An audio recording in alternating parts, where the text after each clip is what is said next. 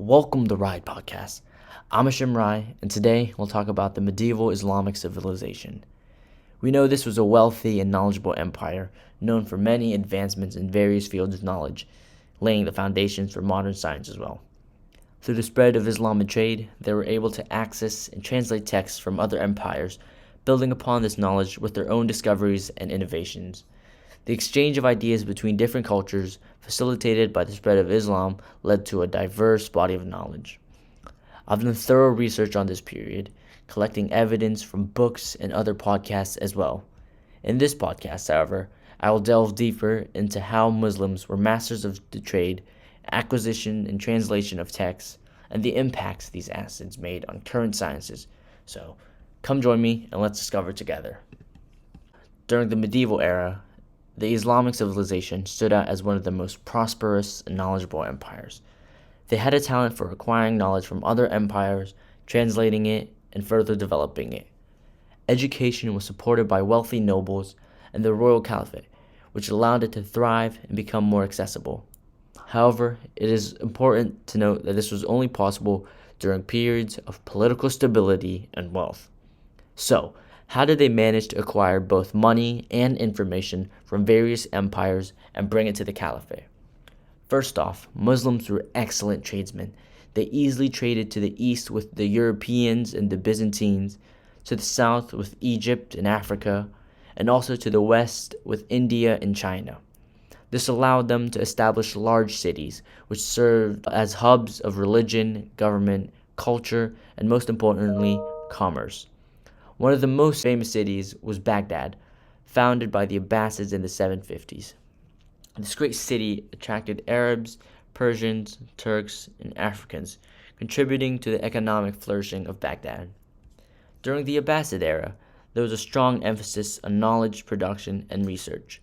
The influence of Persian converts to Islam led the Abbasids to believe that it was the responsibility of an emperor to prioritize knowledge acquisition, as was previously believed by a Persian empress. This belief was also supported by the saying of Prophet Muhammad, "Seek knowledge even if it is in China." The new economic growth provided political and economic stability, which led to the translation movement in the 760s. Greek, Persian, and Sassanid texts were translated into Arabic, heavily studied and built upon. There were jobs specifically for traveling to other nations for books called acquisitions. In the BBC's podcast, Lubna of Cordoba, Camila Shamsi speaks of a woman as a royal acquisition expert by the name of Fatima. There was also another woman, Lubna, a copyist that was well versed in the texts of Aristotle and Euclid. But how did Muslims manage to produce a large number of written texts? Traditionally, writing was done on expensive materials such as parchment or papyrus. However, when parchment became scarce, paper from China was introduced to Baghdad in the 9th century. Paper was a cheaper and more dependable alternative, as it absorbed ink and didn't allow for easy forgeries, such as parchment and papyrus that did. This led to an explosion of literature on all subjects, including new genres like cookbooks and tales. The educational and economic stability of the Muslim lands surpassed most empires in the medieval era. The stability attracted people from various empires, leading to the flourishing of the Caliphate Empire.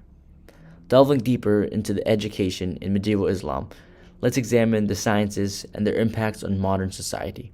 What different sciences were studied in medieval Islam? Well, there was philosophy, astronomy, medicine, and also alchemy. But for the sake of this podcast, we will focus on medicine and alchemy. So, what was medicine like? Well, Howard R. Turner states in his book, Science in Medieval Islam, an Illustrated Introduction, the heritage of knowledge absorbed by medieval Muslim physicians was indeed rich. It embraced the achievements of classical Greece and Rome, as well as those learned from Syriac, Persian, and Indian sources. So the takeaway here is that Muslims were able to take information from various great empires, having traded with them as well. They were heavily influenced by these empires. From the same book, I found that the Greeks conceived of 4 constitutional humors, along with the 3 functional fluids and the spirits that controlled the fluids. All these elements, in the proper balance, were essential for good health.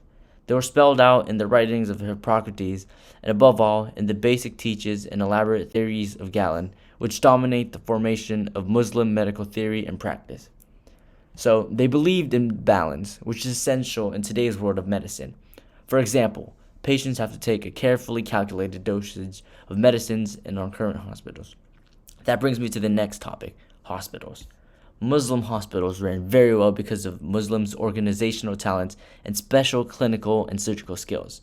During the Middle Ages, it easily surpassed other hospitals outside of Muslim lands. Medieval European hospitals, for example, were mostly associated with religious orders and such. The organization of hospitals is very similar to what you would expect in current hospitals.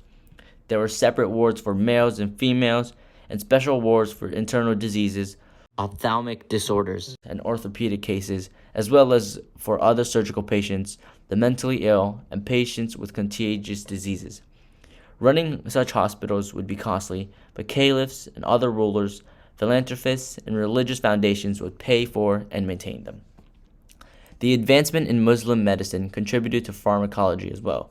They were among the first to develop and perfect the manufacture of syrups and juices, while also contributing certain medicines such as anise, cinnamon, cloves, camphor, myrrh, sulfur, and mercury.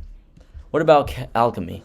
Most people have a misconception that medieval alchemists were strange scientists whose goals came from sacred and semi-sacred beliefs, rituals, and magic. Howard R. Turner's book best describes the foundation of alchemy. For all but serious mystics, the science of chemistry is founded on curiosity, practical necessity, and objective, trial and error experiment. However, there were still some things that were true about medieval alchemists. They did believe in the four elements of fire, air, earth, and water. They also believed that it was possible to transform metals into another metal using the fifth element called the elixir. These are fundamentals of alchemy far before the rise of the Islamic civilization. An interesting idea was the union of female and male principles of mercury and sulfur. This is very similar to the Chinese yin and yang complementaries, and can also be assumed that the Muslims are influenced by the Chinese. There were many distinguished alchemists, and the science of chemistry practiced in the West after medieval times owes a lot to Muslim alchemy, taking influence from tools, techniques, and a lexicon of alchemical terms. Muslims were able to easily take and expand upon European and Asian ideas. They were able to advance their sciences very quickly in short periods. Although they were only sometimes correct, they contributed a lot to current medicine and chemistry. That brings me to the end of my podcast, and I hope you've learned a lot.